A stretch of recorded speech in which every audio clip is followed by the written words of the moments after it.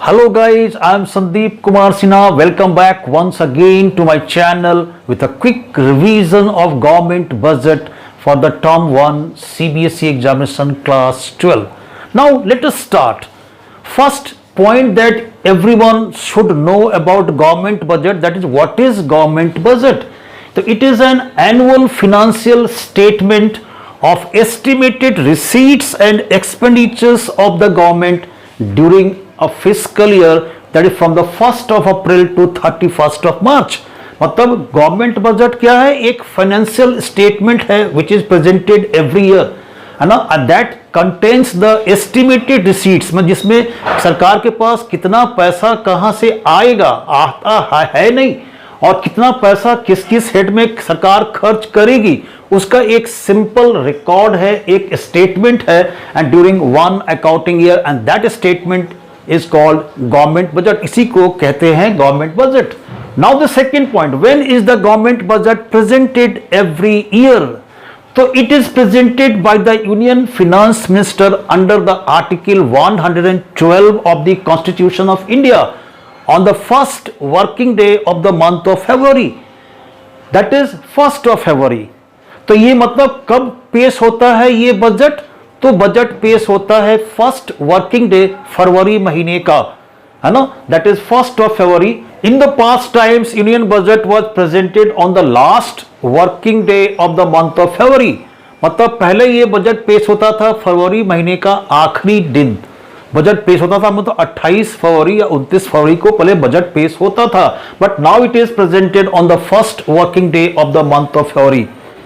Now the next point, what does budget include? Budget में क्या क्या इंक्लूड होता है? तो पहला, first, actual figures for the preceding year, means past year का जो एक्चुअल फिगर है रिसीट का और एक्सपेंडिचर्स का. Number 2, estimates and revised estimates of receipts and expenditures for the current year. जिस साल का बजट पेश करना है उस साल जो हमारा है कितना एस्टिमेटेड फिगर होगा रिसीट्स का और एक्सपेंडिचर्स का, and revised estimated figure also for the current year. And the third one is the estimates of the coming year, आने वाले साल का जो एस्टिमेटेड रिसीट होगा और एक्सपेंडिचर्स वो भी बजट में इंक्लूड होता है. Now come to the objectives of government budget. What are the objectives of government budget? Means for which purpose government budget is prepared. कौन सा ऐसा ऑब्जेक्टिव्स है जिसके कारण गवर्नमेंट हमेशा हर साल बजट पेश करती है? तो first objective of government budget is reallocation of resources, because every economy has limited resources, and that's why out of that limited resources the maximum requirements of the economy are to be fulfilled. Then how to distribute those resources among the various channels, that is the first task before the government budget. That is how to redistribute, distribution of the resources among the various channels. Number 2 is reduction of inequalities in income, that is income में जो inequalities है उसको कैसे दूर किया जाए through the taxation and expenditure policy of the government. Number 3 is economic stability, मतलब कैसे इकोनॉमी को स्टेबल बनाए during the periods of inflation and deflation and other economic crisis, मतलब कैसे इसको स्टेबल करें. Now the fourth objective is economic growth, because for the survival of any economy, economic growth is desired. Fifth objective is management of public enterprises, and the sixth one is removal of poverty and unemployment. These are the 6 main objectives of government budget. Now the two components of government budget, that is number 1, budget receipt. Budget receipt means those estimated receipts of the government from various sources during a fiscal year. जो भी सरकार के पास अलग अलग source से पैसा आता है एक पूरे फिस्कल ईयर में, वो कहलाता है budget receipt. Budget receipt is divided into 2 parts. Number 1 is revenue receipt and number 2 is capital receipt. Means budget receipt का 2 कंपोनेंट है, एक है हमारा रेवेन्यू रिसीट और दूसरा हमारा है capital receipt. Now the second component is budget expenditure. Budget expenditures means the estimated expenditures of the government during a fiscal year on various policies, programs and the routine functions of the government. सरकार जो भी एक साल में खर्च करती है करेगी, that estimated expenditures on the routine function, रोज का काम है या कोई भी सरकार का पॉलिसीज है, प्रोग्राम्स है, उस पर जो सरकार खर्च करती है, वो है हमारा second component, that is budget expenditure. Budget expenditure भी दो पार्ट में डिवाइडेड है। Number one is revenue expenditure and number two is capital expenditure. मतलब दो कंपोनेंट्स बजट का क्या है, एक है बजट रिसीट और दूसरा क्या है budget expenditure. These are the two components of government budget. Now the first component of budget receipt is revenue receipt. How can we define? Those estimated receipts of the government that neither creates a liability nor causes a reduction in assets are called revenue receipts. Means कोई भी estimated receipt सरकार का जो ना तो liability है ना create करता है, means burden of repayment of that amount of receipt, और न ही वो संपत्ति घटाता है, ऐसा कोई भी सरकार का एस्टिमेटेड रिसीट्स होगा वो कहलाएगा हमारा क्या, रेवेन्यू रिसीट्स कहते हैं। रेवेन्यू रिसीट्स का फिर दो कंपोनेंट्स है, एक है टैक्स रेवेन्यू मतलब receipts from tax sources, and number two is non-tax revenue, means receipts from sources other than taxes. Sum total of the two is equal to total revenue receipts of the government. मतलब tax revenue और non tax revenue दोनों को add कर देंगे, then we get the total revenue receipts of the government during that fiscal year. अब tax revenue में क्या क्या इंक्लूड होता है, तो income tax, profit tax, custom duty, GST, state duty, wealth tax, etc. Now these are the sources of tax revenue from where the government receives the amount of receipts. Now what are taxes? वो tax क्या हमारा है, तो compulsory payment है imposed by the government without anything in return। Tax एक ऐसा जो payment है जो कोई भी व्यक्ति सरकार को करता है, वो कंपल्सरी है, मतलब कोई भी व्यक्ति ना नहीं कह सकता। No one can refuse to make the payment of that amount of tax imposed by the government. Once it is imposed, the amount has to be paid by that particular person. And there are two types of taxes. One is that is the direct tax, and another one is the indirect tax. And what is the basis of classification, that who ultimately bears the burden of payment of tax, मतलब किसके कंधे पर payment का बोझ ultimately आता है, वो हमारा उस बेसिस पर हम कहते हैं कि टैक्स का सोर्स, टैक्स दो तरह का होता है, एक है डायरेक्ट टैक्स और दूसरा हमारा है इनडायरेक्ट टैक्स। तो फर्स्ट इज डायरेक्ट टैक्स। तो डायरेक्ट टैक्स हमारा क्या है कि जब भी लायबिलिटी किसी भी टैक्स का पेमेंट का और burden of that tax falls on the same person, then the tax is called as direct tax. इसका मतलब क्या हो गया, इस टैक्स में बोझ उसी व्यक्ति पर है टैक्स के पेमेंट का जिस पर सरकार ने टैक्स इंपोज किया। अगर सपोज सरकार ने टैक्स इंपोज किया राम पर और टैक्स राम ही पे करेगा, वो अपने टैक्स का बर्डन जो बोझ है किसी दूसरे पर शिफ्ट नहीं कर सकता, तो ये टैक्स कहलाता है डायरेक्ट टैक्स। मतलब burden of payment of tax can not be shifted to others, वो शिफ्ट नहीं कर सकता, ऐसा कोई भी टैक्स कहलाता है डायरेक्ट टैक्स। जैसे for example income tax, wealth tax, profit tax और corporate tax etcetera. There are so many taxes in the category of direct taxes. Now these taxes are progressive taxes.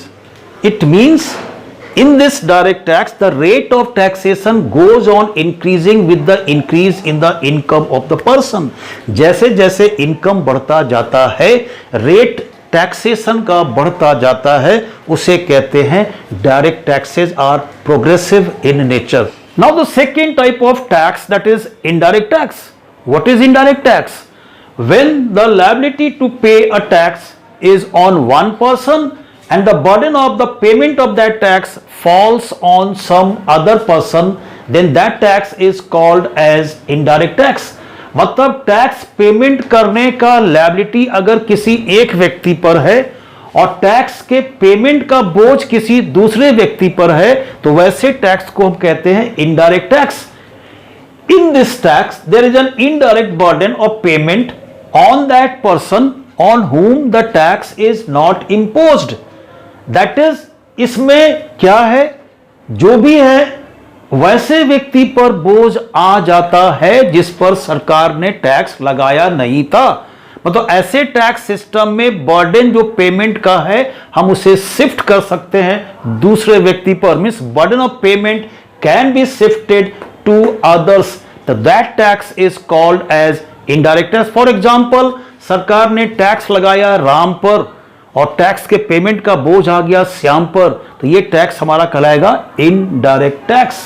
तो these taxes include, that is for example GST, goods and services tax, custom duty, excise duty, etc. Now these taxes are of regressive nature, means regressive taxes, means real burden of payment of tax is more on that person whose income is low, and the burden of payment on the richer sections or the higher income groups is less, and that's why these taxes are said to be regressive taxes. Now the next component of budget receipt is capital receipts, means those receipts of the government which either create a liability, that is burden of repayment, or cause a reduction in assets are called capital receipts. means वैसा receipt government का जो liability create कर दे या संपत्ति घटा दे, वैसे receipts को कहते हैं capital receipts. Now what are the components of capital receipt, means capital receipts में क्या क्या इंक्लूडेड है। तो number 1, that is borrowings, that creates a liability of repayment of that amount of receipt. Recovery of loans, that causes a reduction in assets through the stop of receipt of interest and on the amount of loans.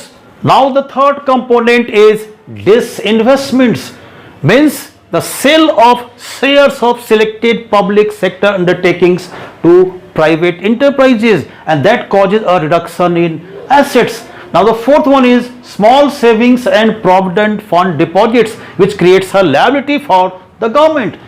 Now what we learned, that the two components of budget receipts are number 1, revenue receipts and their components, number 2, that is capital receipts and its components. Now next is the budget expenditure, which are the estimated expenditures of the government on its routine functioning and on various programs and policies of the government related to any developmental activities.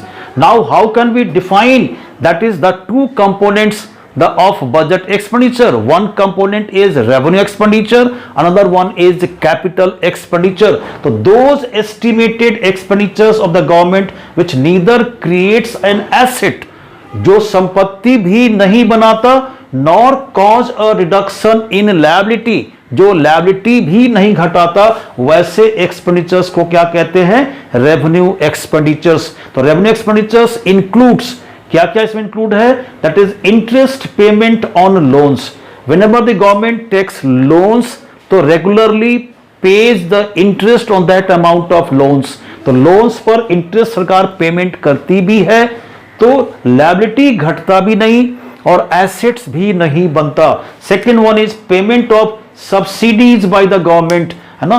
Third one is expenditures on defence, police, administration, education, health, salary payment to government employees, etc. All these are included in the routine functions of the government, neither creating an asset nor causing a reduction in liability। ना तो ये हमारा liability हमारा जो है वो जो करता क्या है, घटाता है, और न ही asset को बढ़ाता है या बनाता है। तो all these expenditures are termed as, that is revenue expenditure। Fourth one is grants to the state governments and union territories. जो भी सरकार मदद देती है स्टेट गवर्नमेंट्स को या यूनियन टेरिटरीज को, वो हमारा ग्रांट्स भी आता है रेवेन्यू एक्सपेंडिचर्स में। That also included in revenue expenditure, even though the amount of grants given to the state government is used by the state government for their capital projects. तो these are the components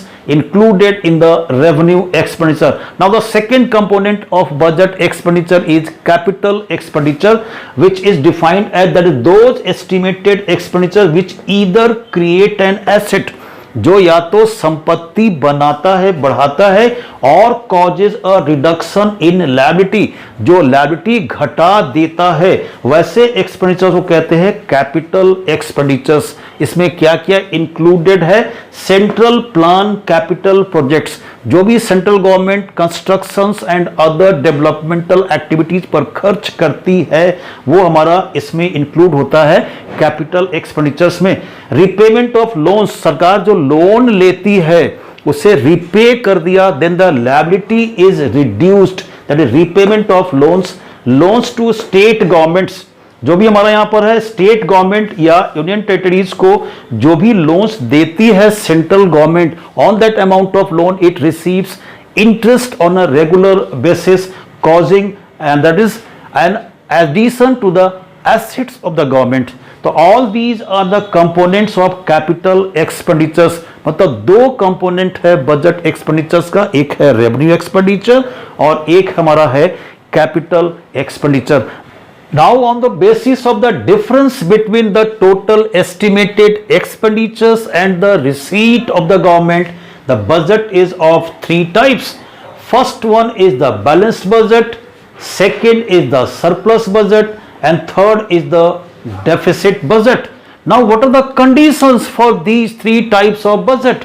Number one, first, when estimated expenditure is just equal to the estimated receipt, then the budget would be a balanced budget. That is the difference of the two, that is expenditure minus receipt, that should be equal to zero. If the difference of the estimated expenditures and the receipt is equal to zero, then it is a balanced budget. And if we expand it, then we reach to the conclusion that the final result, which is the fiscal deficit should be equal to the borrowing requirement. That is the another condition for a balanced budget. Means if fiscal deficit is equal to borrowings, मतलब अगर physical deficit borrowings के बराबर हो जाता है तो ये स्थिति क्या बताता है? It is a balanced budget. Now the second one is if the estimated expenditure is less than the estimated receipt, मतलब जो भी खर्च है सरकार का अगर वो रिसीट से कम है तो ये एक सरप्लस बजट शो करता है. मतलब इन दोनों का अगर डिफरेंस लेंगे, that is estimated expenditure minus estimated receipt, that is less than zero, means it is negative. Means one statement can be written as if the difference of the estimated expenditure and estimated receipt is negative, it is a case of surplus budget. And when we simply expand it, then we will reach to the conclusion that whenever fiscal deficit is less than borrowings, मतलब जब भी fiscal deficit borrowing requirement से कम होगा तो ये show करेगा कि ये जो हमारा बजट है एक surplus बजट है. Now the third type of budget is deficit budget.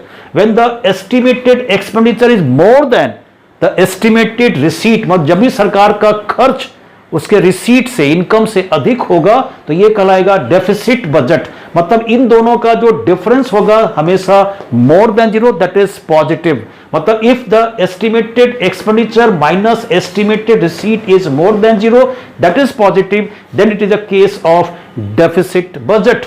And after expanding we reach to this another condition that whenever fiscal deficit is more than borrowings, में जब भी फिजिकल डेफिसिट बोरोइंग से ज्यादा होगा ये show करेगा कि ये जो हमारा बजट है वो डेफिसिट बजट, घाटे का बजट है. Now the budget deficit how can we define? It is an excess amount, जो भी अमाउंट एक्सेस किसका?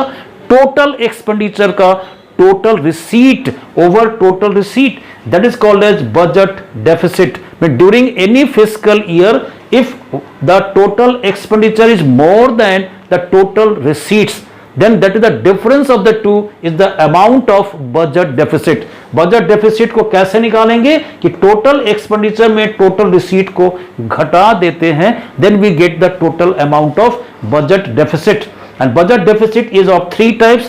Number one is revenue deficit, number two is fiscal deficit, number three is primary deficit. Now the first type of budget deficit is revenue deficit, which can be defined as an excess of revenue expenditure over revenue receipt.